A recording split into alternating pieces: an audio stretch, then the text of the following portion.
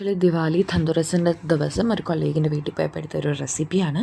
First cauliflower ഒന്ന് fry ചെയ്തെടുക്കാം. അതിൻ്റെ അകത്തേക്ക് ഗ്രീൻ പീസ് പിന്നെ അതേപോലെ ഫ്രൈ ചെയ്തെടുക്കാം. പിന്നെ കുറച്ച് ഓയിൽ ഇട്ടതിന് ശേഷം അതിൻ്റെ അകത്തേക്ക് നമുക്ക് കുറച്ച് ഉലുവ ഇടാം. പിന്നെ അതിന് ശേഷം കുറച്ച് സവാളയും പിന്നെ അതേപോലെ തന്നെ വേപ്പിലയും കൂടി ഇട്ടിട്ട് നന്നായിട്ടൊന്ന് ഇളക്കാം. ഇത് നന്നായിട്ടൊരു ബ്രൗണിഷ് പരുവാകുന്ന ഒരു ഇളക്കാം. പിന്നെ ഒരു ഗ്രീൻ പേസ്റ്റ് നമ്മൾ അതിലേക്കിടും. പിന്നെ അതേപോലെ തന്നെ മല്ലിപ്പൊടിയും ഇട്ടു. ഗ്രീൻ പേസ്റ്റ് എന്ന് പറയുമ്പോൾ ഇതിനകത്ത് എനിക്ക് തോന്നുന്നു പച്ചമുളകും വേറെ എന്തൊക്കെ ഉണ്ടായിരുന്നു, ഞാൻ എന്താണെന്ന് തിരക്കിയില്ല. പിന്നെ അത് നന്നായിട്ടൊന്ന് ഇളക്കി എന്താ പറയുന്നത് എല്ലാം കൂടെ ഒന്ന് മിക്സപ്പ് ആവാനായിട്ട് ഇത്തിരി കുറച്ച് വെള്ളം കൂടെ ഒഴിച്ചു കൊടുക്കാം.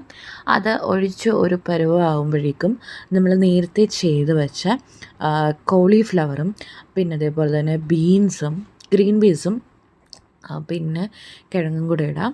പിന്നെ അത് നന്നായിട്ട് ഇളക്കണം, എല്ലാം കൂടെ നന്നായിട്ട് മിക്സപ്പായി വരാനായിട്ട്. അതിന് ശേഷം നമുക്ക് ഏതെങ്കിലും ഒരു ചപ്പാത്തിയുടെ കൂടെയോ അല്ലെങ്കിൽ എന്താ പറയുക നമുക്ക് ചോറിൻ്റെ കൂടെയൊക്കെ കഴിക്കാൻ പറ്റിയൊരു റെസിപ്പിയാണ്. എല്ലാവരും ഇതൊന്ന് ട്രൈ ഔട്ട് ചെയ്യാൻ മറക്കരുത്. എനിക്ക് കഴിച്ചിട്ട് ഭയങ്കരമായിട്ട് ഇഷ്ടപ്പെട്ട ഒരു ഐറ്റമായിരുന്നു.